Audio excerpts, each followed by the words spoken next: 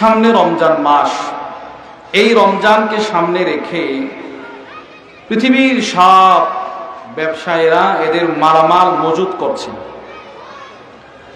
আমাদেরকেও আল্লাহ তাআলা এই পৃথিবীতে পাঠিয়েছেন আখিরাতের ব্যবসা করার জন্য।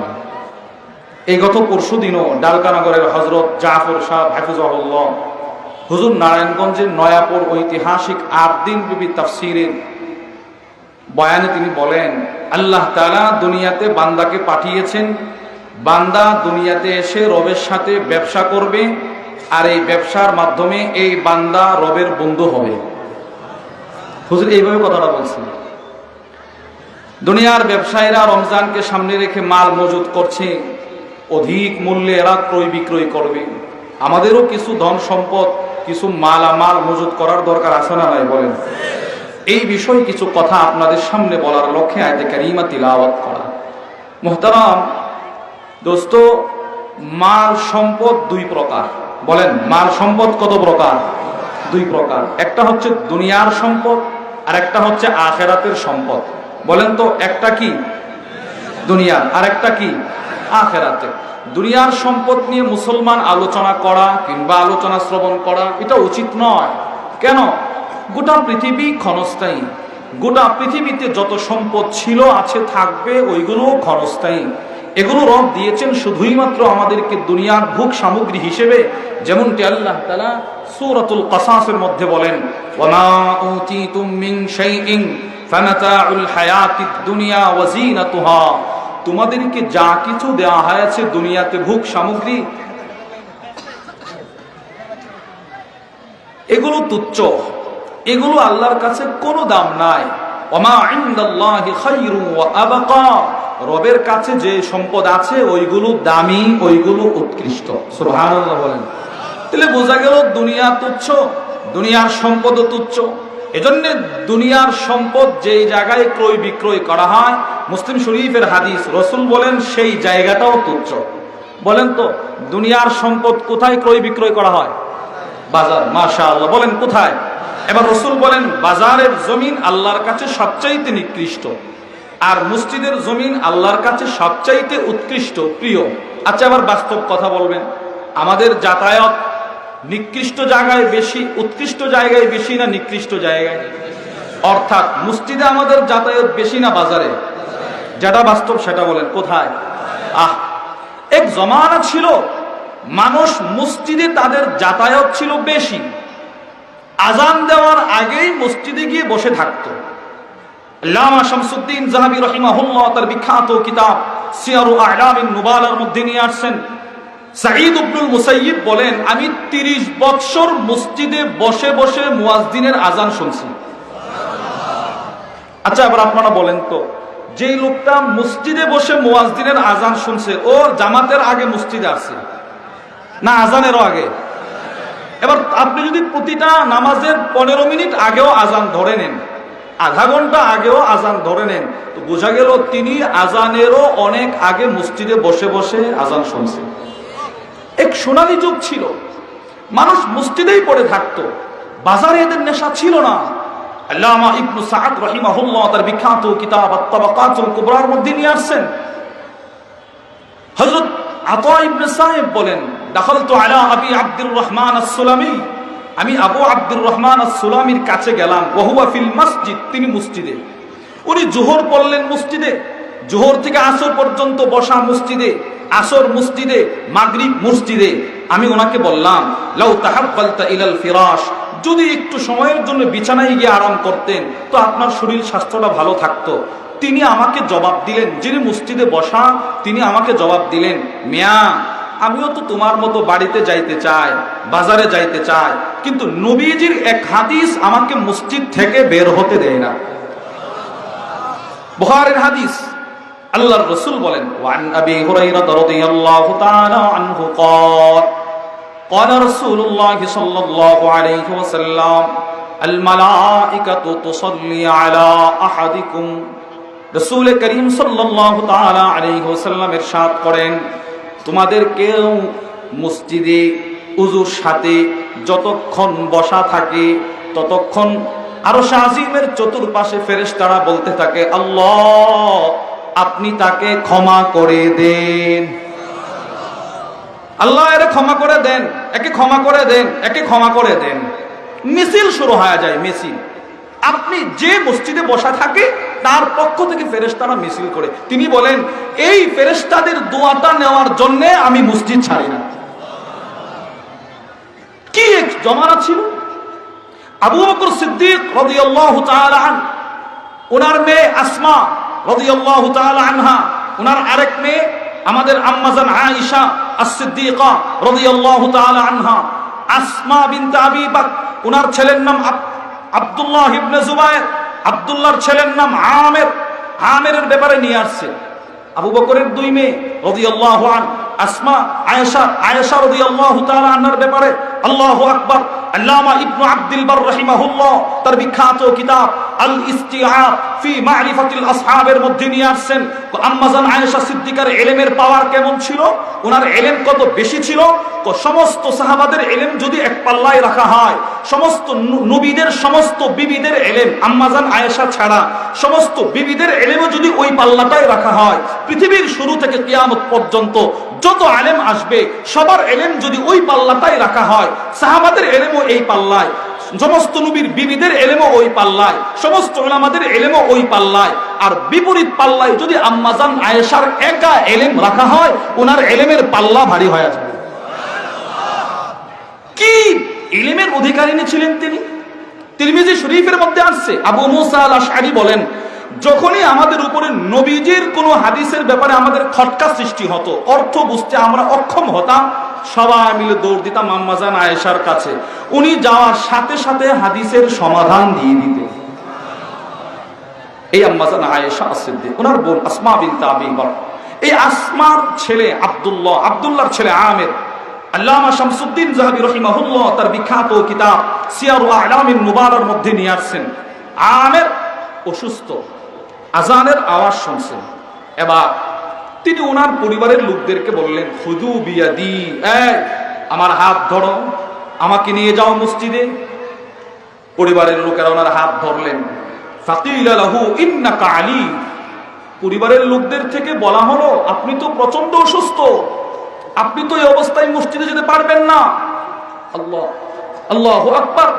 আব্দুল্লাহ ইবনে জুবাইরের ছেলে আমের বলেন, শোনো, আমি জানি আমি অসুস্থ, কিন্তু সামি'তুন নিদা, আমি যে মুয়াজ্জিনের আযান শুনে ফেলেছি। আরে সুবহানাল্লাহ বলেন। আমি তো মুয়াজ্জিনের আযান শুনছি, মুয়াজ্জিনের আযান শোনার পর আমি কিভাবে ঘরে বসে থাকি, আমি জামাতের সাথে গিয়ে নামাজ পড়ব। কিতাবের মধ্যে লেখা হয়েছে, ফাদাখালা মা'আল ইমাম, উনি ইমামের সাথে নামাজে দাঁড়ায় গেলেন। ফারাকা রাকা, এক রাকাত নামাজ পড়লেন, পরের রাকাতে সেজদারত অবস্থায় মৃত্যু হয়ে গেল। এটা মৃত্যু, মত এটাকেই বলে। সেজদার হালতে মৃত্যু, নামাজ হালতে মৃত্যু, এটাকে মত বলে। এই গত 1.5-2 মাস পূর্বে আমাদের মহল্লার মসজিদে আমি কিতাবের তালিম করে প্রোগ্রামে যাব, তো কাছে ধারে প্রোগ্রাম থাকলে আমি কিতাবের তালিমটা করি মসজিদে। আমার এক চাচা বয়স্ক, যতবার তালিম করি উনি আয়েশা ডান দিকে বসবেন, আর রসুলের হাদিস পাঠ শুরু করলেই তিনি চোখের পানি ছেড়ে ছেড়ে কান্না শুরু করতেন। ঘটনাক্রমে ওই দিন কালিমা তাইয়্যিবার ফজিলত সম্বলিত একটা হাদিস সামনে আসছে, ওইটা আমি পড়লাম।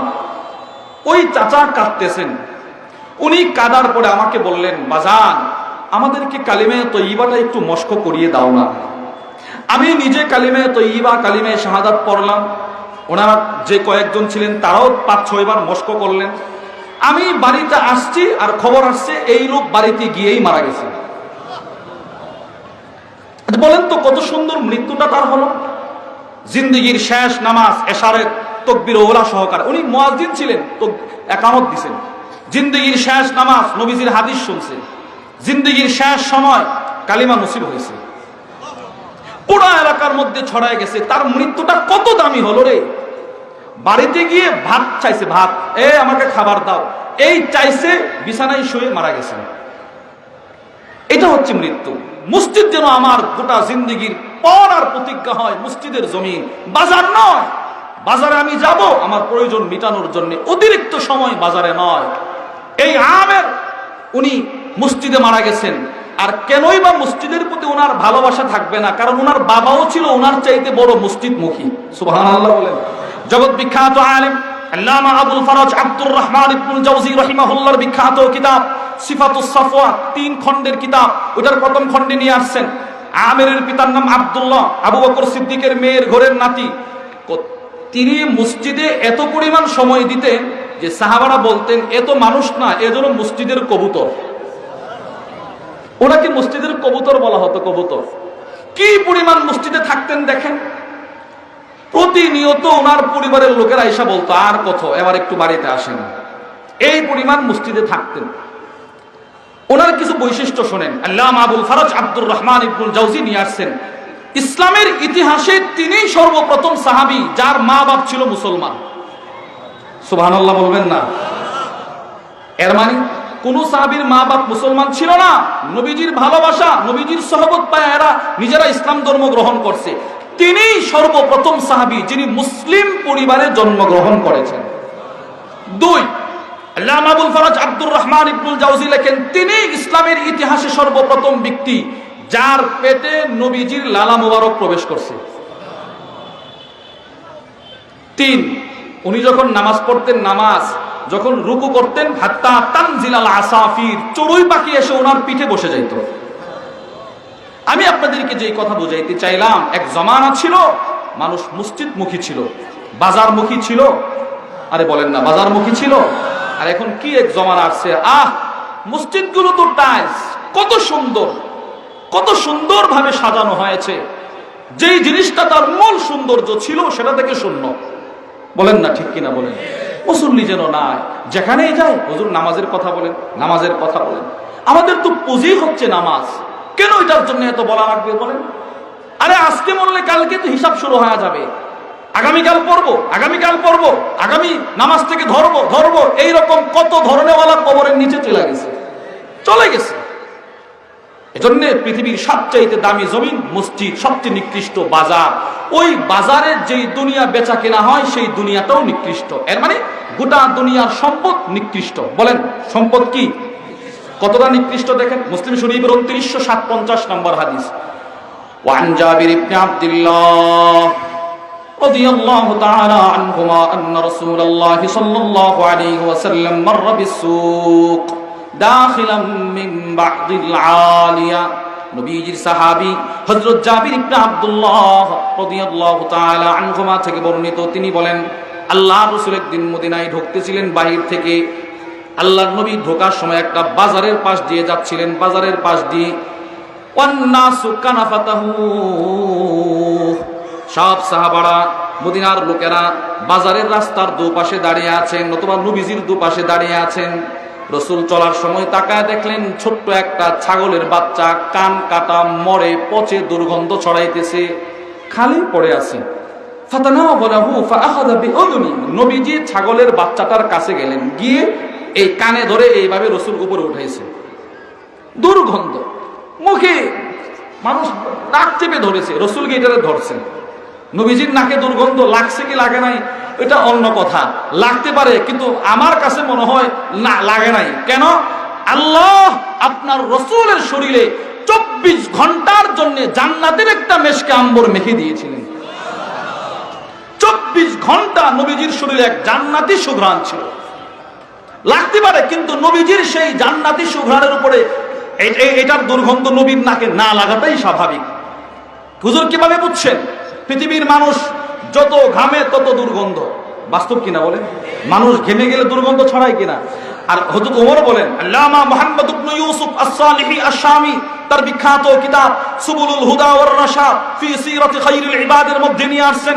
ওমর বলেন, কান্না রিহা আরাকি রাসূলিল্লাহ সাল্লাল্লাহু আলাইহি ওয়াসাল্লাম লাম আরা মিসলাহু ক্বাবলাহু ওয়ালা বা'দা। আল্লাহর কসম, নবীজির শরীরের ঘামের সুঘ্রাণের মতো সুঘ্রাণ আমি ওমর জিন্দেগিতে কখনো কোথাও দেখি নাই।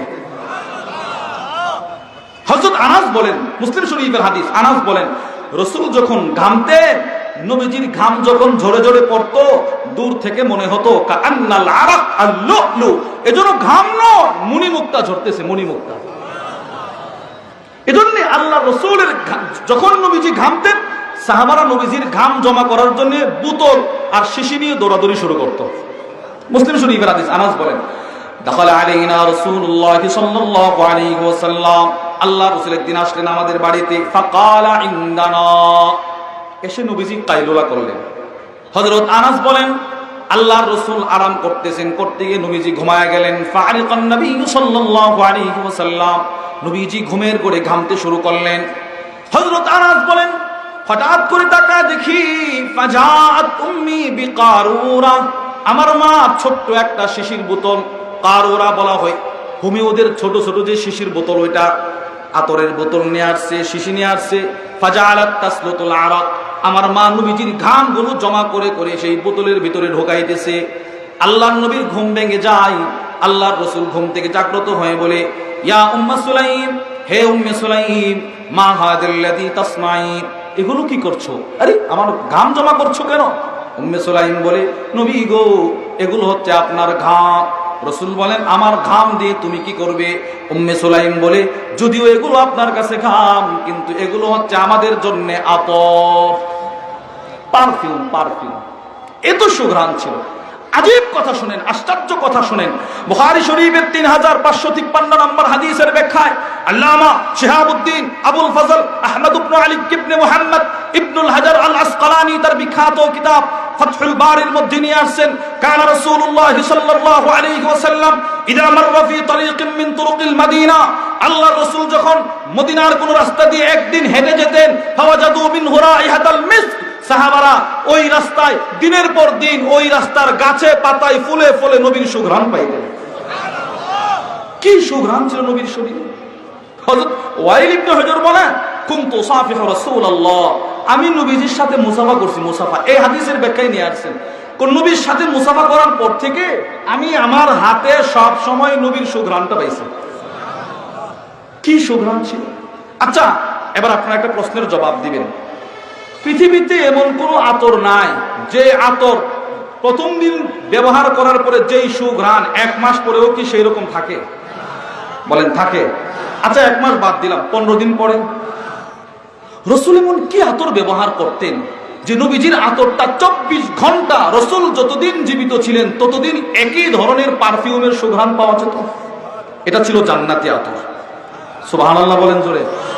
হুজুর, জান্নাতি আতর আপনি পাইলেন কোথায়? আমি একটা পাইছি। আল্লামা মুহাম্মদ ইবনে ইউসুফ আস-সালিহি আশ-শামি তার বিখ্যাত কিতাব সুবুলুল হুদা ওয়ার রাশাদ ফি সিরাতি খায়রিল ইবাদের মধ্যে নিয়ে আসছেন, আল্লাহর রাসূলকে মেরাজের রজনীতে জান্নাতে নিয়ে জান্নাতে বসিয়ে রব নিজের কুদরতি হাতে জান্নাতের মেশকে আম্বর নবীর শরীরে মেখে দিয়েছে।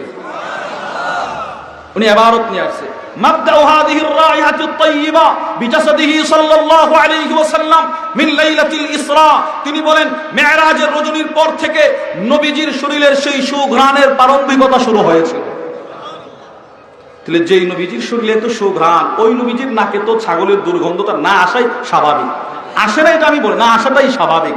এরপরে রাসূল ছাগলের বাচ্চাটাকে হাতে নিলেন, নিয়ে বললেন, আইয়ুকুম ইউহিব্বু আন্না হাযা লাহু বিদিরহামিন, তোমাদের মধ্যে কেউ কি আছো এই ছাগলের বাচ্চাটাকে 1 টাকা দিয়ে 1 দিরহাম দিয়ে কিনবে? ফাকালু মা নুহিব্বু আন্নাহু লানা বিশাই। সাহাবারা বলে, ওগো আল্লাহর রাসূল, আমরা এটাকে টাকার বিনিময়ে কেন কিনবো? ওমা নাসনাউই, কিনেই বা কি করব? এবার রাসূল বললেন, আচ্ছা ঠিক আছে, আতুহিব্বুনা আন্নাহু লাকুম, মাগনা নিবে? মাগনা, মাগনা বুঝেননি? টাকা ছাড়া নিবেনি? টাকা ছাড়া। সাহাবারা বলে, ওয়াল্লাহি লাউ কানা হাইয়া, যদি এটা জীবিত থাকতো, এটা ছোট কান কাটা, ওইটা আমরা নিতাম না। এবার আল্লাহর রাসূল বলেন, ফাওয়াল্লাহ, আল্লাহর কসম, ফাওয়াল্লাহ, আল্লাহর কসম, লা দুনিয়া আহওয়ানু আলাল্লাহি মিন হাযা আলাইকুম, এই ছাগলের বাচ্চা তোমাদের কাছে যতটা নিকৃষ্ট, গোটা পৃথিবীর সম্পদ আল্লাহর কাছে এর চাইতে বেশি নিকৃষ্ট। তাহলে বোঝা গেল দুনিয়াও নিকৃষ্ট, দুনিয়া যেখানে বেচা কিনা করা হয় সেটাও নিকৃষ্ট। এর বিপরীত উৎকৃষ্ট কি? আখিরাতের সম্পদ। বলেন কোন সম্পদ? হ্যাঁ, আখিরাতের সম্পদ থেকে 2টা সম্পদের কথা আপনাদেরকে বলবো।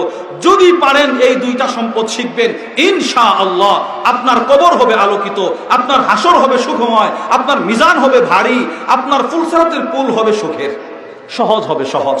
2টা সম্পদ সরাসরি আল্লাহ তাআলা আরশ আজিমের নিচ থেকে পৃথিবীর সমস্ত কওমি মাদ্রাসায় পাঠিয়ে দিয়েছেন। এখন সুবহানাল্লাহ বলবেন না?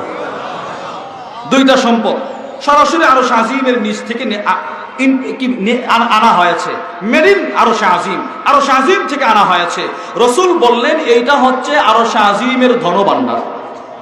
রসুলের বক্তব্য আরশ আজিমের ধনভাণ্ডার, আরশ আজিমের ধনভাণ্ডার। এবার যেহেতু দুইটা সম্পদ ছিল আরশের নিচে, এজন্য আরশ সম্পর্কে তিনটা কথা বলবো। এক নাম্বার, আল্লাহর আরশ আছে না নাই। দুই নাম্বার, থাকলে কত বড়। তিন নাম্বার, কারা বহন করে আছে। চার নাম্বার, সম্পদগুলো কি। হুজুর আপনি কেন আরশ আছে না নাই কথাগুলো বলবেন? শাইখুল ইসলাম ইবনে তাইমিয়া রাহিমাহুল্লাহ তার বিখ্যাত কিতাব আর রিসালাতুল আরশিয়ার মধ্যে লেখেন, পৃথিবীর ইতিহাসে কিছু ভ্রান্ত মতবাদ ছিল আছে যারা আল্লাহর আরশকে অস্বীকার করে। নাউজুবিল্লাহ, কয়েকজন বলছে। আপনারা কি মনে করেন আরশ নাই? একদল ছিল, এখনো আছে, এরা আল্লাহর আরশকে এবার আরশ বলতে কিচ্ছু নাই। নাউজুবিল্লাহ বলেন না। আমরা তো বিশ্বাস করি আরশ। আহলে সুন্নাহ ওয়াল জামাতের আকীদা কি? আরশ আছে। বলেন আল্লাহর আরশ, বলেন, আবার বলেন আল্লাহর আরশ ছিল, আছে, থাকবে। এটা আমাদের ঈমান, এটা আমাদের কি ঈমান। সূরাত হুদ কয়েকটা আয়াত শুনেন, কয়েকটা হাদিস শুনেন আরশের ব্যাপারে। আর হাদিসের মধ্যে অনেক দামি কথা থাকবে। এক নাম্বার আয়াত সূরাত হুদের 7 নম্বর আয়াত, আল্লাহ বলেন ওয়াহুয়াল্লাযী খালাকাস সামাওয়াতি ওয়াল আরদা ফি সিত্তাতি আইয়াম ওয়া কানা আরশুহু আলাল মা। রব্বুল আলামিন বলেন তিনি আসমান জমিন সৃষ্টি করেছেন 6 দিনে। আসমান জমিন সৃষ্টির পূর্বে আল্লাহর আরশ ছিল পানির উপরে। সুবহানাল্লাহ বলেন না। আরশ কিসের উপরে ছিল? পানির উপরে। এর মানে আপনাদের এই মাইজদি, আপনাদের এই নোয়াখালী, সারা বাংলাদেশ, সারা পৃথিবী এক সময় পানির নিচে ডুবন্ত ছিল। আরশের নিচ থেকে যত নিচ পর্যন্ত আল্লাহ বানিয়েছেন সবগুলো পানি দ্বারা ভরপুর ছিল। এই পানিগুলো কি করেছেন? তাফসীর ইবনে কাসিরের মধ্যে আল্লামা ইবনে কাসির রাহিমাহুল্লাহ নিয়ে আসছেন, আরশের নিচের যত পানি ছিল এটাকে রব 2 ভাগে ভাগ করছেন। এক ভাগ পানি এখনো সমুদ্র আকারে আরশের নিচে আল্লাহ ঝুলন্ত রেখে দিয়েছেন।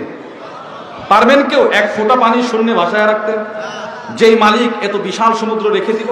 আব্দুল্লাহ ইবনে আব্বাস বলে ওই সমুদ্রটার গভীরতা কতটুকু? তিনি বলেন 500 বছরের রাস্তা। ওইটা আল্লাহ কেন, ওই সমুদ্রের নাম কি?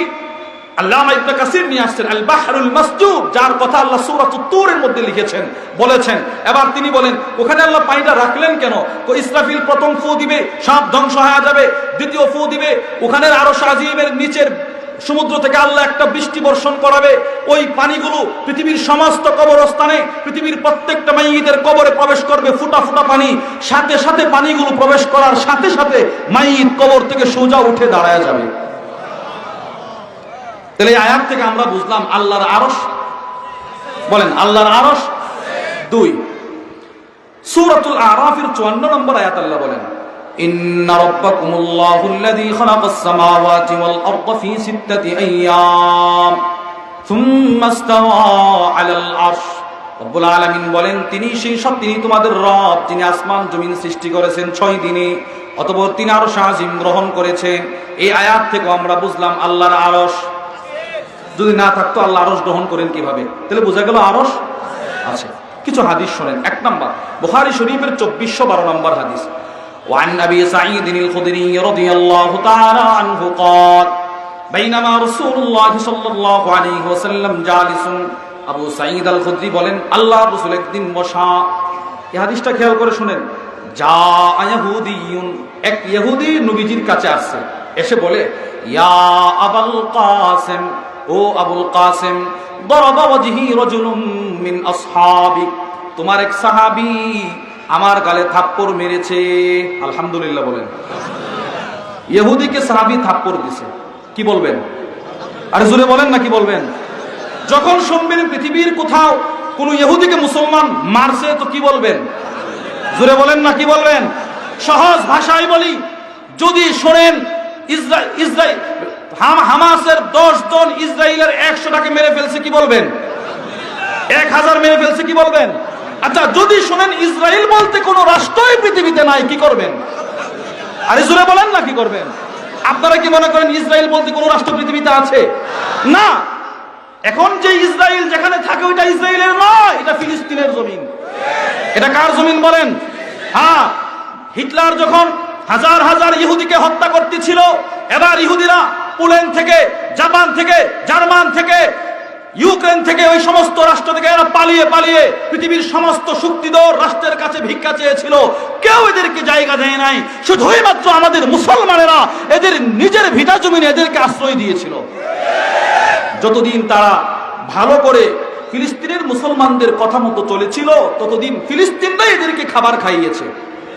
এটা ইসলাম শিক্ষা দিয়েছে, এদেরকে খাবার খাইয়েছে। কিন্তু এই ইহুদিগুলো যখন হিংস্র জানোয়ারের মতো আচরণ শুরু করেছে, তখন ফিলিস্তিনের উপরে ফরজ হয়ে গেছে এদেরকে জ্যান্ত দাফন করে ফেলা। একটা শরীয়তে ইসলামের একটা নীতি শুনেন, কুকুর নিকৃষ্ট, বলেন কুকুর কি? আচ্ছা তাই বলে কি যে কোনো কুকুরকে যখন তখন আপনি হত্যা করা জায়েজ আছে না? একটা কুকুর হেঁটে যাচ্ছে, আপনি ওটাকে একটা গুলি করে মেরে ফেললেন, কাজটা ঠিক করলেন আপনি? আরে একটা পাগলও তো এই কাজ করে না। এজন্য আল্লামা আবুল বারাকাত আন-নাসাফি তার বিখ্যাত তাফসীরের কিতাব মাদারিকুত তানজিল ওয়া হাকাইকুত তা'বিলের মধ্যে লেখেন, কোন কুকুরকে বিনা অপরাধে ফুলের টোকা দেওয়াও জায়েজ নয়, কষ্ট দেওয়া জায়েজ নয়। তুমি কিভাবে মুমিনকে কষ্ট দিবে, তিনি এই কথা বলছেন। আচ্ছা, এবারে কুকুরটা যখন পাগল হয়ে, যেই মালিক কুকুরকে লালন পালন করে, ওই মালিককে যখন কুকুরটা কামড়াতে আসে, তখন ওই মালিক ইসলাম বলে তুমি কুকুরটাকে তাড়াতাড়ি জ্যান্ত দাফন করে ফেলো। আরে বুঝেন নাই কথা? সে তোমাকে কামড় দিবে, তুমি তো আশরাফুল মাখলুকাত, মারা যাবে, তোমার বাচ্চাকে কামড় দিবে, এটাকে মেরে ফেলো। ইসলাম বলে কেন? এটা পাগল হয়ে গেছে। এবার শোনেন, পৃথিবীর সমস্ত ইহুদিরা হচ্ছে কুকুর। অনেকের বিশ্বাস হয় নাই, আমি আবার বলছি, পৃথিবীর সমস্ত ইহুদিরা কুকুর না, কুকুরের চাইতেও নিকৃষ্ট, আরো নিকৃষ্ট। কোথায় পেলেন? সূরাতুল আনফালে আল্লাহ তাআলা বলেন, ইন্না শাররাদ দাওয়াবি ইনদাল্লাহ আল্লাযীনা কাফারু, আল্লাহর কাছে জমিনের সবচাইতে নিকৃষ্ট হচ্ছে সে যার সিনায় ঈমান নাই, যার সিনায় ইসলাম নাই, যার সিনায় আল্লাহর ইবাদত নাই। আপনারা বলেন তো, ইহুদিদের সিনায় কি ঈমান আসেনি? ইসলাম আসেনি? তো এরা কুকুরের চাইতে কি? আরে বলেন না, কুকুরের চাইতে কি? হ্যাঁ, এবার কুকুরের চাইতে নিকৃষ্ট।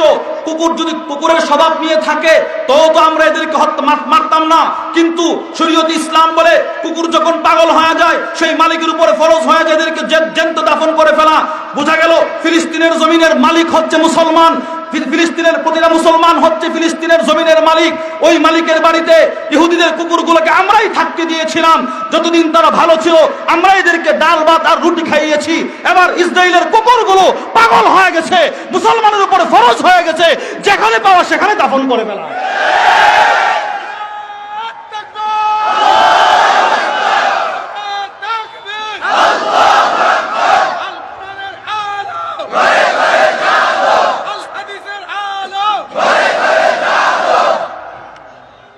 আমি কি আপনাদেরকে বুঝাইতে পেরেছি? এজন্যই বলছি, ইহুদি এসে বলে তোমার সাহাবী আমাকে থাপ্পড় মারছে, এজন্য বলছিলাম বলতেন আলহামদুলিল্লাহ। কেন থাপ্পড় দিছে? নবীজি বলে, মান কে রে? রাজুলুম মিনাল আনসার, এক আনসারী সাহাবী। রাসূল বলেন তাকে ডেকে নিয়ে আসো। সাহাবীকে আনা হয়েছে। রাসূল বলেন, আদরাবতাহু, তুমি কি তাকে মারছো নাকি? বুখারীর মধ্যে আসছে। সাহাবী বলে, জি মারছি। আরে বাবারে, কেন মারলে রে? দেখেন কত খারাপ ইহুদি, তীক্ষ্ণ ভাষায় নবীকে আক্রমণ করছে। সে বলে, সামি'তুহু বিসসুক ইয়াহলিফ, ওগো আল্লাহর রাসূল, আমি এই ইহুদিকে বাজারে এই শপথ করতে শুনেছি। সে বলে, ওয়াল্লাযী ইসতাফা মূসা আলাল বাশার, ওই আল্লাহর কসম যে আল্লাহ মূসা আলাইহিস সালামকে সবার উপরে শ্রেষ্ঠত্ব দিয়েছেন। আচ্ছা আপনারা বলেন তো, সমস্ত কায়নাতের সমস্ত মাখলুকাতের উপরে শ্রেষ্ঠ কি মূসা না আমার নবী? জোরে বলেন নাই সবাই? কার নবী? আমার নবী যে শ্রেষ্ঠ।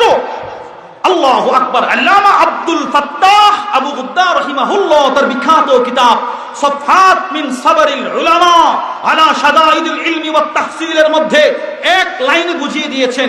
তিনি বলেন আমার নবী কেমন শ্রেষ্ঠ। মা জামা আল্লাহুল খায়রা কুল্লাহু লি আহাদ ইল্লা লিন নবী সাল্লাল্লাহু আলাইহি ওয়াসাল্লাম। আসমান জমিনের যত কল্যাণ ছিল আছে থাকবে, সব কল্যাণ একসাথে আল্লাহ তাআলা পৃথিবীর কাউকে দান করে নাই, এমনকি কোন নবীকে দান করে নাই, শুধুই মাত্র আমার নবীকে দান করছেন। এই নবী শ্রেষ্ঠ না কে শ্রেষ্ঠ হবে বলেন? বলেন তো সর্বশ্রেষ্ঠ? বলেন আমার নবী সর্বশ্রেষ্ঠ, সবচেয়ে দামি। এখন আরেকটা স্লোগান মিলাবেন, নবীর পরে উম্মতের মধ্যে সর্বশ্রেষ্ঠ সাহাবা, সর্বশ্রেষ্ঠ নবীর পরে সর্বশ্রেষ্ঠ? আবার বলেন, আবার বলেন, নবীর পরে সর্বশ্রেষ্ঠ? সকল সাহাবীদের দাম এই উম্মতের সমস্ত আলেমদের চাইতে বেশি। ইবনে মাজাহ 162 নম্বর হাদিস, আব্দুল্লাহ ইবনে ওমর বলেন, শোনো উম্মতে মুসলিমা, ফালা মাকামু আহাদিহিম সাআ খায়রুম মিন আমালি আহাদিকুম উমরা। নবীজির এক সাহাবীর জিন্দেগীর 1 সেকেন্ডের দাম তোমাদের গোটা জিন্দেগীর ইবাদতের চাইতে বেশি দামি। ওই সাহাবী আবার আমাদের মাপকাঠি হবে না তো হবে কে? আরে বলেন না কেন, হবে কে? সাহাবারাই আমাদের ইমানের মাপকাঠি, বলেন। আরে জুড়ে বলেন না কেন, এরাই মেয়ারে হক। কথা বলেন না কেন? আল্লাহু আকবার। আবু দাউদ শরীফের মধ্যে আসছে 4650 গালেবান। আল্লাহু আকবার। নবীর সাহাবী বলে, শোনো, আব্দুল্লাহ ইবনে ওমর তো কম বলছে, কম তোমাদের গোটা জিন্দেগি। তিনি বলেন, আমি বলি ওয়ালাউ উম্মিরা উমরা নূহ, তোমাদের কাউকে যদি আল্লাহ তাআলা নূহ আলাইহিস সালামের হায়াত দান করে 50 কম 1000, সোজা কথা 950 বছর হায়াত যদি উম্মতের সবগুলো মানুষকে আল্লাহ দান করে, আর সবাই যদি নূহ আলাইহিস সালামের হায়াত নিয়ে মসজিদে পড়ে থাকে, দিনে রোজা রাতে কিয়াম, দিনে রোজা রাতে তেলাওয়াত করে কাটায়া দেয়, তিনি বলেন সবার ইবাদত যেখানে শেষ, ওখান থেকে এক সাহাবীর সুবহানাল্লাহ মাত্র শুরু। কত দামি একজন সাহাবী, কত দামি সাহাবী। এজন্য আবুল ইজ রাহিমাহুল্লাহ তার বিখ্যাত শারহুল আকীদাতুত তাহাবিয়ার মধ্যে তিনি লেখেন, ওয়া নুবগিদু মান ইউবগিদুহুম, সাহাবাদের দুশমন যারা, আমাদের দুশমন তারা। হুব্বুহুম ঈমান, তিনি লিখেছেন হুব্বুহুম ঈমান, সাহাবাদেরকে ভালোবাসা হচ্ছে ঈমান। আরে কথা বলেন না কেন? হুব্বুহুম ইহসান, এদেরকে ভালোবাসাই হচ্ছে পিওর ঈমান। বুগদুহুম কুফরুন ওয়া নিফাক, সাহাবাদের প্রতি বিদ্বেষ পোষণ করা কুফর হয়ে যাওয়া। এজন্য এই বিষয়, এগুলো খুব সিক্রেট বিষয়, খুব তাত্ত্বিক বিষয়। সাহাবাদেরকে নিয়ে কখনো কোনো মুখ খুলতে নাই। আল্লাহু আকবার। আল্লামা আব্দুর রাউফ আল মানাবি রাহিমাহুল্লাহ জগৎ বিখ্যাত আলেম ছিলেন, যিনি আল্লামা জালালউদ্দিন আস-সুয়ুতির বিখ্যাত কিতাব আল জামিউস সগীর মিন আহাদিসিল বাশীর ওয়ান নাযীরের ব্যাখ্যা গ্রন্থ লিখেছেন, জগৎ ছাড়া ব্যাখ্যা গ্রন্থ। তিনি লেখেন ফায়দুল কাদির শারহুল জামিউস সগীরের মধ্যে তিনি বলেন, এই উম্মতে মুসলিমা, সাবধান সাবধান, কোন সাহাবীর কোন দোষ নিয়ে চর্চা করা যাবে না, শুধুই মাত্র উযকুরুল্লাহ ফি তাযীমিহিম, শুধুই মাত্র সাহাবাদের মর্যাদার আলোচনা করো। আমি কিভাবে একজন নবীর উম্মত হয়ে, তাও আবার আলেম হয়ে, কিভাবে সাহাবাদের বিরুদ্ধে আচরণ করি বলুন? নাউজুবিল্লাহ। শুনলে আশ্চর্য হবেন। একজন লিখেছে, একজন কোন একটা দলের গোলামি করতে গিয়ে লিখেছে কি জানেন, যে জেনাকারী সাহাবীর মুরিদানরা কোথায় আসো। চিন্তা করছেন আপনি? সে যে লেখলো, তার এই লেখাটাই তো তার বিরুদ্ধে সাক্ষ্য হওয়ার জন্য হাসরের ময়দানে যথেষ্ট। লেখলো কি কথাটা? আরে কি লেখলো রে সে? এত বড় স্পর্ধা সে পেল কোথায়? কি আরে কল্পনার বাইরে কথা তিনি লিখে দিলেন। তো যাই হোক, সাহাবাদের দাম সবচাইতে বেশি। বলেন আমার নবীর দামও কি? আরে বলেন আমার নবীর দামও কি? আবার বলেন আমার নবীর দাম কি? শুধু বেশি না সবচেয়ে বেশি? সবচেয়ে বেশি। এই ইহুদি বলে, ওই আল্লাহর কসম যে আল্লাহ মুসা আলাইহিস সালামকে সবার উপরে শ্রেষ্ঠত্ব দিয়েছে। সাহাবী বলে, ওগো আল্লাহর রাসূল, আমি তাকে বললাম, আই খাবিস আলা মুহাম্মদ, আমার নবীর উপরও কি মুসার শ্রেষ্ঠত্ব? ফাখাদাতনি গাদবা, নবী গো, তার এই কথা শুনে আমার রাগ উঠে গেছে, আমি তারে থাপ্পড় মারছি। আরে আলহামদুলিল্লাহ বলেন না। এবার রাসূল বললেন, লা তুখাইরু বাইনাল আম্বিয়া, না না, কে শ্রেষ্ঠ কে শ্রেষ্ঠ না এটা নিয়ে তোমরা প্রাধান্য দিও না। নবীজিও ইহুদির কথা একটা চিকন জবাব দিয়েছেন। রাসূল বলেন, ফা ইন্নান নাস ইয়াসআকুনা ইয়াউমাল কিয়ামা, হাশরের কঠিন ময়দানে সব মানুষগুলো থরথর করে কাঁপবে, অচেতন হয়ে যাবে। আল্লাহর রাসূল বলেন, আমি সর্বপ্রথম মাটি থেকে উঠে দাঁড়াবো, সব মানুষগুলো উঠে উঠে দাঁড়াবে, আদম থেকে আমার উম্মতের শেষ ব্যক্তি পর্যন্ত থরথর করে কাঁপবে। সবার কম্পন যিনি বন্ধ করবেন তিনি হব আমি। আল্লাহর রাসূল বলেন, শোনো, ফাইদা আনা বিমূসা আখিদুম বিকাইমাতিন মিন কাওয়াইমিল আরশ, আল্লাহর রাসূল বলেন, আমি হঠাৎ করে তাকায় দেখব তার নবী মূসা আরশ আজিমের খুঁটি ধরে কাঁপতেছে। মূসার কম্পনও আমি নবী বন্ধ করাবো। এখন সুবহানাল্লাহ বলবেন না? তো কে শ্রেষ্ঠ হলো? যে কাঁদবেন তার কম্পনিও যার মাধ্যমে শেষ হবে তিনিই তো শ্রেষ্ঠ। এই হাদিস সামনে রেখে দুইটা কথা। এক নাম্বার, শুনলে আশ্চর্য হবেন, আল্লামা আল ইমাম বদরুদ্দিন আল আইনি রহিমাহুল্লাহ তার বিখ্যাত কিতাব উমদাতুল কারির মধ্যে নিয়ে আসছেন, যেই সাহাবী ওই ইহুদিকে থাপ্পড় দিয়েছিলেন তিনি কে জানেন? তিনি বলেন, ইমাম বদরুদ্দিন আইনি বলেন, সেই সাহাবীটা হচ্ছে সাহাবাদের মধ্যে সবচাইতে নরম দিলের মানুষ সিদ্দিক আকবর। যেই লোকটা স্বাভাবিকভাবে কখনো রাগ হন না, তার সামনেও যখন আল্লাহর রাসূলকে নিয়ে কেউ সরাসরি আক্রমণ না, তীক্ষ্ণ কথায় আক্রমণ করেছে, সেই সাহাবীও গরম হয়ে গেছে। তাহলে বোঝা গেল নবীজির সম্মানের ব্যাপারে কারো সাথে কোনো আপোষ চলবে না। কাদিয়ানীদের সাথে কোনো আপোষ চলবে না।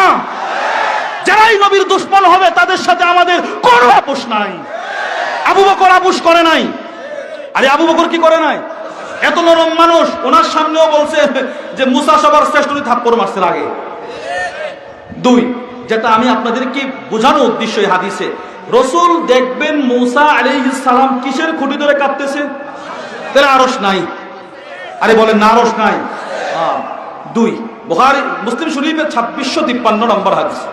ওয়ান আব্দুল্লাহ ইবনে আমর রাদিয়াল্লাহু তাআলা আনহুমা قال قال رسول الله صلى الله عليه وسلم كتب الله مقادير الخلائق قبل أن يخلق السماوات ب50,000 سنة। আল্লাহর রাসূল বলেন, আসমান জমিন সৃষ্টি করার 50,000 বছর পূর্বে তোমাদের তকদির লেখা হয়েছে। এবার আল্লাহর রাসূল বলেন, ওয়া আরশুহু আলাল মা, তখন আল্লাহর আরশ ছিল পানির উপরে। তাহলে আসমান জমিন সৃষ্টিরও 50,000 বছর আগে আরশ ছিল কিনা বলেন? 3 নম্বর হাদিসটা শুনেন, মুসলিম শরীফের 2726 নম্বর হাদিস। এই হাদিস একটা দোয়া আছে, যদি পারেন শিখবেন, এটাও একটা সম্পদ। ওয়ান আব্দুল্লাহ ইবনে আব্বাস রাদিয়াল্লাহু তাআলা আনহুমা আন জুওয়াইরিয়া আন্না রাসূলুল্লাহ সাল্লাল্লাহু আলাইহি ওয়াসাল্লাম খারাজা মিন ইনদিহা বুকরাতান। নবীজির সাহাবী হযরত আব্দুল্লাহ ইবনে আব্বাস আম্মাজান জুওয়াইরিয়া থেকে বর্ণনা করেন, আল্লাহর রাসূল একদিন আম্মাজান জুওয়াইরিয়ার ঘর থেকে বের হলেন ফজরের সময়। কোন সময়? হিনা সাল্লাস সুবহা, ফজর নামাজ পড়ানোর জন্য। আল্লাহর রাসূল যেই মাত্র আম্মাজান জুওয়াইরিয়ার ঘর থেকে বের হয়ে যায়, আল্লাহর রাসূল তাকায় দেখে আম্মাজান জুওয়াইরিয়া তাহাজ্জুদের নামাজ পড়ে, ফজরের নামাজ পড়ে নামাজের বিছানায় বসে বসে দোয়া পড়তেছে। আরে সুবহানাল্লাহ বলেন না, তাসবিহ পড়তেছে, তাসবিহ দোয়া। সুম্মা রাজা বাদা আন আযহা, রাসূল ফজরের নামাজ পড়ে দাওয়াতের কাজ করে বিভিন্ন কাজ করে চাষতের সময় 10টা 10:30 আনুমানিক ওই সময় নবীজি আবার ঘরে আসছে। তাহলে মাঝখানে 6-7 ঘন্টা গ্যাপ কিনা বলেন? রাসূল 6-7 ঘন্টা পরে ঘরে এসে দেখে আম্মাজান জুওয়াইরিয়া তখনও নামাজের বিছানায় বসে দোয়া করতেছে। শত হলো তো একজন মহিলা মানুষ, 7 ঘন্টা যাবত উনি বসা।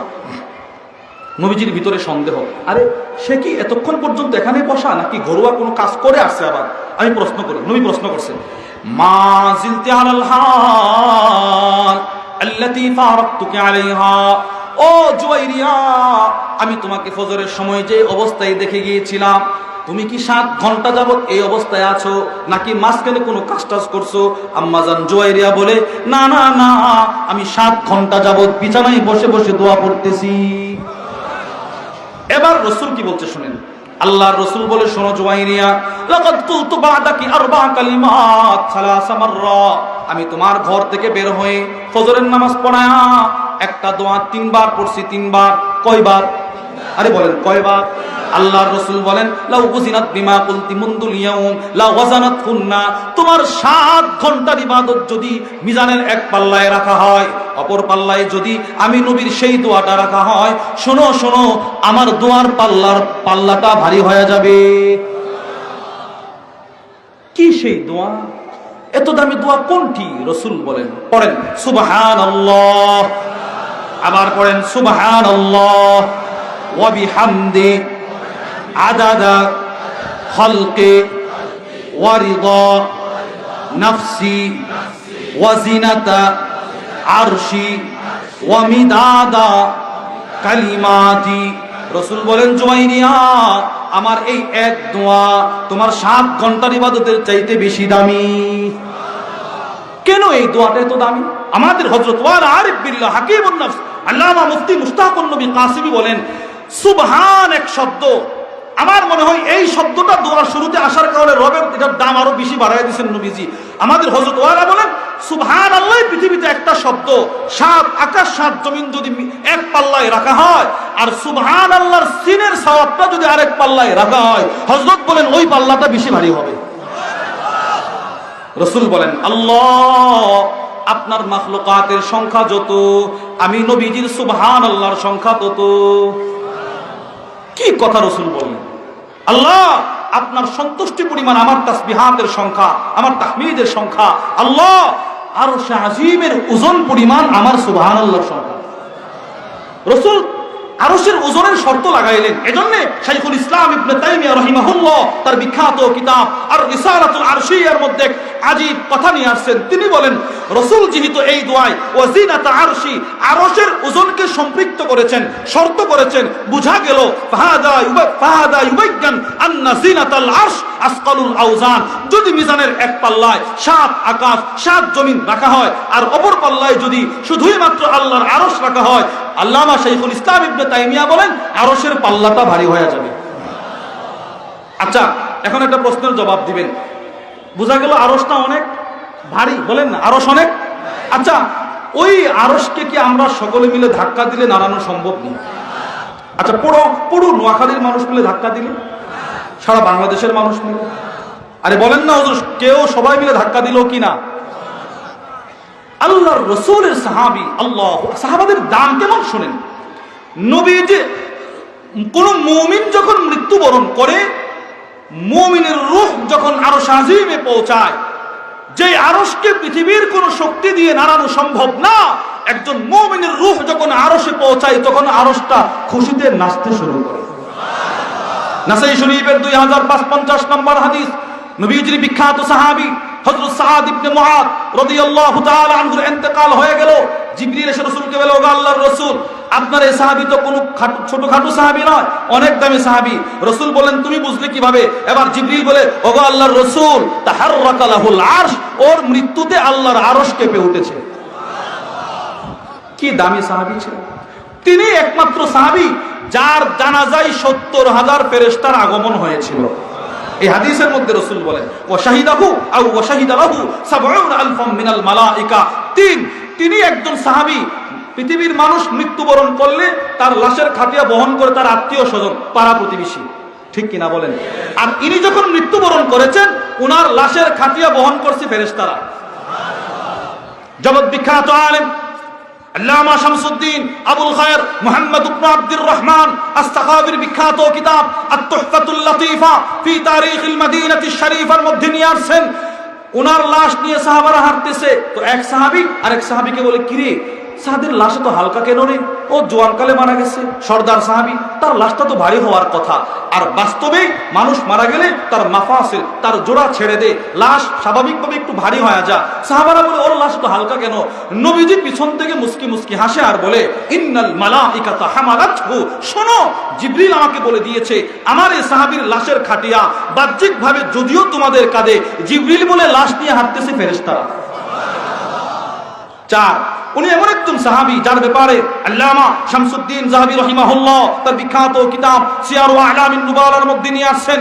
ওনার ইন্তেকাল যখন হয়ে গেছে, আবু সাঈদ আল খুদরি বলেন, কুনতু মিম্মান হাদারা লিসাদিন কবরহু বিল বাকি, এই সাদের কবর যারা জান্নাতুল বাকিতে খনন করতেছিল তাদের একজন ছিলাম আমি। ওয়া কানা ইয়াফুহু আলাইনাল মিসকু কুল্লামা হাফারনা, যখনই তার কবর খনন করতে গিয়ে আমরা মাটিতে আঘাত করতাম, তখনই তার কবর থেকে জান্নাতের সুঘ্রাণ পাইতাম। কি দামি সাহাবী ছিলেন! এই কথাটা নিয়ে আসছেন শাইখুল ইসলাম ইবনে তাইমিয়া, যে একজন যে আরশ এত ভারী, এই আরশের ওজন নাড়ানো সম্ভব না, সাহাবার মৃত্যুতে আরশ কাঁপে। উনার ছাত্র শাইখুল ইসলাম সানি ইমামে রব্বানি আল্লামা ইবনুল কাইয়িম আল জাওজিয়্যা রাহিমাহুল্লাহ, ওই যে হুজুরে মাগরিবের পর আপনাদেরকে একটা কিতাব দেখাইছেন আল ওয়াবিলুস সাইয়্যিব ওয়া রাফিউল কালিমিত তাইয়্যিব, ওই কিতাবটা যিনি লিখছেন শাইখুল ইসলাম সানি ইমামে রব্বানি আল্লামা ইবনুল কাইয়িম আল জাওজিয়্যা, তার আরেক কিতাব আল ফাওয়াইদ, ওই কিতাবটাও আমি হুজুরের গাড়িতে বসে পড়ছি। ওই কিতাবের মধ্যে তিনি লেখেন, ও পৃথিবীর মানুষ শোনো, ইদা কানা আরশুর রহমান কদ ইহতাজ্জা লিমাউতি বাদি আতবাই, শোনো নবীর এক সাহাবীর মৃত্যুতে যদি আল্লাহর আরশটা এই পরিমাণ কাঁপতে পারে, ফাকাইফা বিকুদুমি রূহি সাইয়্যিদিল খালাইক, একটু চিন্তা করে দেখো তো, রাসূল যেদিন মৃত্যুবরণ করেছিলেন, নবীজির রূহ যখন আরশে গিয়েছিল, আরশটা সেদিন আনন্দে কি পরিমাণ নাচছিল। তিনি এই কথা নিয়ে আসছেন, এটা কি কল্পনা করা যায় বলেন? তাহলে এই হাদিস থেকে আমরা কি বুঝলাম? আরশের ওজন, নবীজি আরশের ওজনের কথা বলছে, সে তো বোঝা গেল আরশ কি? আরে বলেন না, আরশ কি আছে? একটা কথা শুনেন, একটা দুঃখের কথা আপনাদেরকে শেয়ার করছি। গত কয়েকদিন আগে আমাদের বাড়িতে তবলিগ জামাত আসছে। আর আপনারা সকলেই জানেন জামাত এখন দুই ভাগে বিভক্ত, তবলিগ জানেন না আপনারা? তো যিনারা আসছেন এনারা মানে আমাদের সাথে ওনারা থাকতে চান না, ওনারা ওনাদের মতো চলতেছে। তো আমি ফজরের নামাজ পড়াইছি এক জায়গায়, প্রোগ্রাম করে রাতে ঘুমায় বাসায় নামাজ, আবার মসজিদে নামাজ পড়াইছি আমি। তো নামাজ পড়ে এই যে হাদিসটা আপনাদেরকে শোনাইলাম, সুবহানাল্লাহি ওয়া বিহামদি আদাদা খালকি, এই হাদিসটা আমি সকলকে শোনাইছি, পড়ছি, ভালো লাগছে, আমি এদেরকে শোনাইলাম যে ফজরের পরে আপনারা ওই আমলটা করেন। আমি বললাম আর কি, এই দোয়াটা মুসল্লিদেরকে সকলকে উদ্দেশ্য করে বলছি, সবাই শেখার চেষ্টা করবেন। তো ওই তবলিগের যিনি খুব সম্ভবত তিনি আমাকে বলে কি জানেন, হুজুর আচ্ছা এটার ফজিলত পাওয়ার জন্য কি আরবিটা শিখতে হবে না বাংলা পড়লেও চলবে? কিছু বুঝেন না আপনারা? কি বুঝছেন না? আলেমের কাছে না গিয়া বাংলা দেখে পড়ে ফেলবো, এত হবে কিনা বলেন? আমি বললাম কি জানেন, আমি ওনাকে প্রতি উত্তরে বললাম, আল্লাহর কসম বাংলা কোনো অক্ষর দিয়ে আরবি হরফের সঠিক উচ্চারণ হয় না। আপনারা কি মনে করেন হয়? আচ্ছা, আলামিন, আলহামদুলিল্লাহ রাব্বিল আলামিন, আলহামদুলিল্লাহর আলিফ লামের অর্থ তো সরায় দিয়ে আপনি আনলেন, এবার আলামিনটা কেমনে আনবেন? আপনি তো বলবেন আলামিন আলামিন। তো আমি বললাম এভাবে হবে না। তিনি আমারে আবার কি উত্তর দিতে জানেন? তিনি আমাকে বলে, না আমি দোয়াটার কথা বলতেছি না তো, আমি বলতেছি ওই দোয়াটার তর্জমাটা যদি আমি মনে মনে পড়ে নিই, আল্লাহ দেখেন কি কথাটা আমাকে বলে, তা আমি যদি এই দোয়াটার তর্জমাটা মনে মনে পড়ে নিই, আল্লাহ কি আমার আরবির জন্য অপেক্ষা করবে না সওয়াবটা দিয়ে দিবে? নাউজুবিল্লাহ বলেন না কেন? কি কথাটা বললো, আল্লাহ কি আরবির জন্য অপেক্ষা করবে না সওয়াবটা দিয়ে দিবে? তা আমি বললাম আপনি মনে করেন সূরা ফাতিহা পারেন না, এবার আল্লাহু আকবার বলে সূরা ফাতিহার তর্জমাটা করে রুকু করেন, নামাজ হবে না? এবার উনি বলে না হবে না। আমি কই এটাও হবে না। আরে জোরে বলেন না কেন? কি এক কথা বললো, বাংলা দেখে পড়ে ফেলবে। আলেম ছাড়া কোরআন শুদ্ধ করা অসম্ভব, কোন মাসতুম দোয়া আলেম ছাড়া শুদ্ধ করা অসম্ভব, এটাই বাস্তব। এই মন মানসিকতা আপনি চেঞ্জ করেন, পাল্টান। এজন্য আপনারা দোয়া কি বাংলা দেখে শিখবেন না আলেমদের কাছে আসবেন? সবাই বলেন না কার কাছে আসবেন? আমি একটা কথা বললাম আর কি, আমি কারোর বিরোধিতা বলি, এটা কথা আপনাদেরকে শোনাইলাম। তো যাই হোক, তিনটা হাদিস বললাম, তিনটা হাদিস থেকে আপনারা কি বুঝলেন? আরশ আছে না নাই? আছে। অনেক হাদিস ছিল, এগুলো বলার সময় নাই। এবার এই আরশটা থাকলে আরশটা কত বড়, সিলসিলাতুল আহাদিসিস সহিহ, আলবানীর বিখ্যাত কিতাব রাহিমাহুল্লাহ 109 নম্বর হাদিস, আবু যর গিফারি থেকে বর্ণিত, আল্লাহর রাসূল বলেন, মাসসামাওয়াতুস সাবউ ফিল কুরসি ইল্লা কাহলকাতিম মুলকাত বিআরদিন ফালাত। আরশ কত বড় এটা পরে শুনেন। রাসূল বলেন, শোনো আরশের উপরে যে কুরসি আছে, কুরসিটা কত বড় শোনো। কুরসিটা কত বড়? তো 7 আকাশ 7 জমিন যদি কুরসির ভিতরে রেখে দেওয়া হয়, দেখতে কত ছোট। তো গোটা পৃথিবীকে একটা মরুভূমি মাঠ বানাও, মাঝখানে একটা কলমের বিন্দু দাও, কলমের বিন্দু বোঝা যাবে না, একটা সরিষার দানা রাখেন, এবার গোটা পৃথিবীর মাঠের তুলনায় সরিষার দানাটা কত বড়? আরে কল্পনাই করা যাবে না, বলেন কল্পনা করা যাবে? রাসূল বলেন কুরসির ভিতরে 7 আকাশ 7 জমিন এর চাইতেও ছোট। সুবহানাল্লাহ জুড়ে বলেন নাই? আপনারা তো মনে করেন 7 আকাশ 7 জমিন, 7 আকাশ কত বড়, 7 জমিন কত বড়। যদি এটা একটু আন্দাজ করতে চান, একটা কিতাব আছে সামারাতুল ফালাকিয়াত, উর্দুতে লিখেছেন সমীর উদ্দিন রহিমাহুল্লাহ। আর যদি হুজুর পরে বুঝবো না, কারো এমন কোনো বয়ান আসেনি যে শুনলে একটু বুঝতে পারবো, আমাদের মুফতি দেলোয়ার সাহেব হাফিজাহুল্লাহর একটা চমৎকার বয়ান আছে 7 আকাশ 7 জমিন নিয়ে, ওইটা পারলে একটু ইউটিউবে চার্জ দিয়ে শুনে নিয়েন। কত বিশাল আকৃতির এক একটা আকাশ। এই আকাশ এই জমিন যদি কুরসির ভিতরে রেখে দেওয়া হয়, রাসূল বলেন সরিষার দানার চাইতেও ছোট। তাহলে কুরসিটা কত বড়? এবার শুনেন রাসূল কি বলে, ওয়া ফাদলুল আরশি আলাল কুরসি কাফাতলি তিলকাল ফালাক আলা তিলকাল হালকা। রাসূল বলেন এবার কুরসিটা যদি আল্লাহর আরশের উপরে রাখা হয়, দেখতে কত ছোট, সাপ তো সারা পৃথিবীটাকে যদি একটা মরুভূমি বানায়, মাঝখানে একটা সরিষার দানাকে 100 ভাগে ভাগ করা হয়, আরে সরিষার দানারে 100 ভাগে ভাগ করলে কিছু থাকেনি, এরপরেও যেটা থাকে ধরে নেন। এইটা যদি সারা পৃথিবীর মাঠের মাঝখানে রাখা হয়, গোটা পৃথিবীটা যত বড় হবে এটার তুলনায়, কুরসির তুলনায় আরশটা এর চাইতে বড়। তাহলে আল্লাহর আরশ কত বড়? আচ্ছা, এই আরশ যারা বহন করে আছে এরা কত বড়? আবু দাউদ শরীফের 4727 নম্বর হাদিস, ওয়ান জাবির ইবনে আব্দুল্লাহ রাদিয়াল্লাহু তাআলা আনহুমা قال قال رسول الله صلى الله عليه وسلم, আল্লাহর রাসূল বলেন, ইন্নামা বাইনা শাহমাতি উযুনি ইলা আতিকি, আল্লাহর রাসূল বলেন আরশ বহনকারী একজন ফেরেশতা কানের লুটি থেকে এই জায়গার দূরত্ব, আমাদের এখান থেকে এখানের দূরত্ব 4 আঙ্গুল। রাসূল বলেন আরশ বহনকারী এক ফেরেশতা এখান থেকে এখানের দূরত্ব 700 বৎসরের রাস্তা। আচ্ছা, ওই ফেরেশতার মাথা থেকে পা পর্যন্ত কত কোটি কোটি বছরের রাস্তা হবে? সে যে আরশ বহন করেছে, আরশটা কত বড় হবে? তাহলে আরশ আছে এটাও বুঝলাম, আরশ কত বড় এটাও একটু আমরা তো আর দেখি নাই, রাসূল বলছেন এটা আন্দাজ করছি আর কি, এটা তো আন্দাজ করার মতো না। 3, এটা যারা বহন করছে এরা কত বড় সময়। এবার কয়েক মিনিটে আরশের 2টা সম্পদের কথা বলি। 1 নাম্বার, মুসনাদুল ইমাম আহমদ ইবনে হাম্বলের 17376 নম্বর হাদিস, আল্লাহর রাসূল বলেন সূরা বাকারার শেষ 2টা আয়াত শিখো, বেশি বেশি তেলাওয়াত করো, কেননা ফাইন্না রাব্বি আতাহুন্না মিন কানজিল আরশ, রাসূল বলেন এগুলো রব সরাসরি আমাকে আরশ আজিমের ধনভাণ্ডার থেকে দান করছেন। পৃথিবীর সমস্ত সম্পদের কিছু বৈশিষ্ট্য আছে না নাই? এই সম্পদটার একটা বৈশিষ্ট্য, কয়েকটা বৈশিষ্ট্য শুনুন। 1 নাম্বার, কোরআন শরীফের সবগুলো আয়াত আল্লাহ জিবরিলের মাধ্যমে দুনিয়ায় পাঠাইছেন, আর সূরা বাকারার শেষ 2টা আয়াত আল্লাহ জিবরিলকে দিয়ে পাঠাই নাই। মুসলিম শরীফের 173 নম্বর হাদিস, রাসূল বলেন আমাকে জান্নাতে নিয়ে রব বসায় আমারে 2টা আয়াত হাদিয়া দিয়েছে। তাহলে এই আয়াতটার দাম আছে না নাই? 2, একবার তো নবীজি রাসূলকে নিয়ে দিবেন, আর একবার ভিআইপি এক ফেরেশতা পাঠায়া আকাশের ভিআইপি এক দরজা দিয়ে নবীর কাছে আবার 2টা আয়াত পাঠাইছেন। এই 2টা আয়াত শিখবো তো ইনশাআল্লাহ। রমজান চলে আসছে, রমজান আসার আগে শেখার দরকার আছে না নাই? প্রশ্ন, হুজুর এই সম্পদ অর্জন করলে আমার লাভ কি? বুখারী শরীফের 4008 নম্বর হাদিস, আল্লাহর রাসূল বলেন আল আয়াতান মিন আখির সূরাতিল বাকারা মান ক্বারাআহুমা ফি লাইলাতিন কাফাতা, রাসূল বলেন আমার কোন উম্মত যদি এই 2টা আয়াত তিলাওয়াত করে যাও, ওই রাতে 2টা আয়াতের তেলাওয়াতই যথেষ্ট। প্রশ্ন, রাসূল বললেন যথেষ্ট, আমরা বুঝি নাই, আমরা যেন প্রশ্ন করলাম ওগো আল্লাহর রাসূল কিসের থেকে যথেষ্ট? এবার নবীজির পক্ষ থেকে ইমামে নববী তার বিখ্যাত কিতাব আল মিনহাজের মধ্যে জবাব দিলেন, শোনো, কোন উম্মত যদি এই 2টা আয়াত রাতে তিলাওয়াত করে ঘুমায়া যায়, ওই রাতে তাহাজ্জুদ নামাজের সওয়াব পাওয়ার জন্য 2 আয়াতের তেলাওয়াতই যথেষ্ট। 2, ওই রাতে যত ধরনের মুসিবত, ওই মুসিবত থেকে হেফাজত থাকার জন্য 2টা আয়াতের তেলাওয়াতই যথেষ্ট। আচ্ছা, এবার আপনারা বলেন তো, আমার কাছে 1 কোটি টাকা আছে, রাত 1টায় আমি যদি এখান থেকে হেঁটে সোনাইমুড়ি বা চৌমুহনী যাই, আমি কি নিরাপদ না অনিরাপদ? বলেন না কি?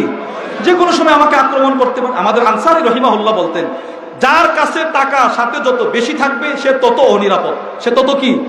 আচ্ছা, এবার এই 2টা আয়াত আপনার সাথে, রাসূল বললেন রাতের জন্য যথেষ্ট, আপনি 2টা আয়াত তেলাওয়াত করে রওনা করলেন, এবার আপনি কি অনিরাপদ না নিরাপদ? সুবহানাল্লাহ বলবেন না? 2 নাম্বার সম্পদ, তিরমিজি শরীফ, এটা তো আধা পৃষ্ঠা, আমানার রাসূল থেকে শেষ, অনেকে নাও পারতে পারেন, শেখার চেষ্টা করবেন তো ইনশাআল্লাহ? বলেন না ইনশাআল্লাহ? 2 নাম্বার সম্পদ, তিরমিজি শরীফের 2600 নম্বর হাদিস, ওয়ান আবি হুরায়রা রাদিয়াল্লাহু তাআলা আনহু قال قال رسول الله صلى الله عليه وسلم اكثروا من قولي لا حول ولا قوة الا بالله, পড়েন লা হাওলা ওয়ালা কুওয়াতা ইল্লা বিল্লাহ। রাসূল বলেন এটা সরাসরি আরশ আজিম থেকে ধন ভান্ডার হিসেবে আমাকে দান করা হয়েছে। প্রশ্ন, হুজুর যদি এটা আমি বেশি বেশি করে আমার কি? আর 1 নাম্বার, তিরমিজি শরীফের 3460 নম্বর হাদিস, আল্লাহর রাসূল বলেন মা আলাল আরদি আহাদুন ইয়াকুল লা ইলাহা ইল্লাল্লাহ, পড়েন লা ইলাহা ইল্লাল্লাহ আল্লাহু আকবার ওয়ালা হাওলা ওয়ালা কুওয়াতা ইল্লা বিল্লাহ। আল্লাহর রাসূল বলেন, আমার কোন উম্মত যদি এই দোয়াটা একবার পড়ে, তার গুনাহ যদি সমুদ্রের ফেনা পরিমাণ হয়, মাপ, তার সগীরা গুনার পরিমাণ সমুদ্রের ফেনা পরিমাণ হলেও মাপ। 2 নাম্বার এই সম্পদটার বৈশিষ্ট্য বা মর্যাদা। 2 নাম্বার, আমরা প্রতিদিন কোনো না কোনো সফর করি কিনা বলেন? আবু দাউদ শরীফের 5095 নম্বর হাদিস, আনাস ইবনে মালিক থেকে বর্ণিত, আল্লাহর রাসূল বলেন, ইদা খরাজার রাজুলু মিন বাইতি, আমার কোন উম্মত যখন ঘর থেকে বের হয়, কোন মানুষ ঘর থেকে বের হওয়ার সময় যদি পড়েন বিসমিল্লাহ তাওয়াক্কালতু আলাল্লাহ লা হাওলা ওয়ালা কুওয়াতা ইল্লা বিল্লাহ, রাসূল বলেন ইউকালু হিনা ইদিন, আপনি যখন দোয়াটা পড়ে শেষ করবেন, ডান বাম কাদের ফেরেশতারা বলতে থাকে, তোমার কোনো টেনশন নাই, তোমার জিম্মাদারি আল্লাহর হাতে চলে গেছে। কদ হুদিতা ওয়া কুফিতা ওয়া উকিতা, যাও, এই সফরের বালা মুসিবত থেকে তোমাকে হেফাজত করা হয়ে গেছে। এবার রাসূল বলেন, সে যখন দোয়াটা পড়ে ফাতাতানাহালাহু শায়াতিন, সব শয়তান দৌড়াতে থাকে আর কাঁপতে থাকে। ইয়াকুলু লাহু শাইতানুন আখার, এবার শয়তানদের লিডার বলে, আয় দৌড়স কেন, কাদস কেন, ফাকাইফা লাকা বিরাজুল, ওই ব্যক্তিকে আর তোরা কিভাবে মুসিবতে ফেলবি যার জিম্মাদারি আল্লাহর হাতে চলে গেছে। 3 নাম্বার, এই লা হাওলা ওয়ালা কুওয়াতা ইল্লা বিল্লাহ দাম কত দেখেন। তিরমিজি শরীফের 3581 নম্বর হাদিস, নবীজির বিখ্যাত পিচ্চি সাহাবী কাইস ইবনে সাদ বলেন, আমার পিতা আমাকে নবীর দরবারে দিয়ে আসছে খেদমত করার জন্য। ওয়াকাদ ফামাররা বিন নবী সাল্লাল্লাহু আলাইহি ওয়াসাল্লাম ওয়াকাদ কুনতু উসাল্লি, আমি নামাজ পড়তেছিলাম, নবীজি আমার পাশ দিয়ে যাচ্ছেন। ফাদরাবানি বিরিজলি, রাসূল নিজের পা মোবারক দিয়ে আমাকে একটা আদরের আঘাত করছেন। আদরের আঘাত বুঝেননি, এই আদর করে একটু টাচ করছে। তো সাহাবী নবীর দিকে তাকাইছে, রাসূল বলেন, এই আলা আদুল্লুকা আলা বাবিম মিন আবওয়াবিল জান্নাহ, আমি কি তোমাকে জান্নাতের একটা গেটের কথা বলে দেব? সাহাবী বলে, জি বলেন। রাসূল বলেন, লা হাওলা ওয়ালা কুওয়াতা ইল্লা বিল্লাহ, এটা হচ্ছে জান্নাতের একটা দামি গেটের নাম। আমি যেদিন প্রথম আমাদের হযরত ওয়াল হাকিমুন নফস আল্লামা মুফতি মুশতাকুন নবী কাসিমি বাসায় প্রবেশ করছি, দেখি হুজুরের বাসায় মোটা অক্ষরে এই লা হাওলা ওয়ালা কুওয়াতা ইল্লা বিল্লাহ লেখা। আমি হুজুরে বলি, হুজুর এটা তো জান্নাতের সম্পদ। আমি হুজুরে সরাসরি বলি, হুজুর মুস্কি মুস্কি হাসে। এজন্য যদি পারে এটা ঘরে লিখে রাখবেন, নিজের ছেলেকে শিখাবেন, নিজের মেয়েকে শিখাবেন। এই 2টা সম্পদের কথা বললাম। দুনিয়ার সম্পদ, এটার পিছনে আমি পড়বো না, রব আমাকে যা দিবেন তাতেই সন্তুষ্ট থাকা, বলেন ইনশাআল্লাহ। আর বাদ বাকি আখিরাতের সম্পদ কি করা? সঞ্চয় করা, জমানো। আখিরাতের সম্পদ গোটা কোরআন, সুবহানাল্লাহ বলেন। কোরআন হচ্ছে আখিরাতের সম্পদ। এর থেকে 2টা সম্পদ যেগুলোকে রাসূল আরশ আজিমের ধনভাণ্ডার বলেছে, সেই 2টা সম্পদের কথা আপনাদেরকে আমি আমার নির্ধারিত সময়ের ভিতরে বলার চেষ্টা করলাম। 1 নাম্বার ছিল সূরা বাকারার শেষ 2টা আয়াত। সূরা বাকারার কি, এটা শিখবেন তো ইনশাআল্লাহ। কি রমজানের পরে না রমজানের আগে? রমজানের পরে না রমজানের আগে? আগে। 2 নাম্বার সম্পদ ছিল, বলেন তো কি? লা হাওলা ওয়ালা কুওয়াতা ইল্লা বিল্লাহ। এগুলো আমরা শিখবো। যদি শিখি আমার কবর হবে আলোকিত, যদি শিখি আমার মিজান হবে টেনশন মুক্ত, যদি শিখি আমার ফুলসরাতের পুল হবে চিন্তা মুক্ত। আল্লাহ আমাদেরকে, আমাদের আব্বা আম্মাকে, আমাদের আলে আওলাদকে, আমাদের নসলকে, নসলের পর নসলকে এই সম্পদের দ্বারা মালামাল হওয়ার তৌফিক দান করুন। আমি আপনাদের সামনে এতটুকু সময়ে, এই 1 ঘন্টা সময়ে যে কথাগুলো বললাম, যদি সঠিক হয় রবের পক্ষ থেকে, যদি ভুল হয় আমার পক্ষ থেকে, এই দাওয়া আর এই আবদার রেখে আপনাদের কাছ থেকে বিদায় নিচ্ছি। ওমা আলাইনা ইল্লাল বালাগ। যারা পারেন আমাদের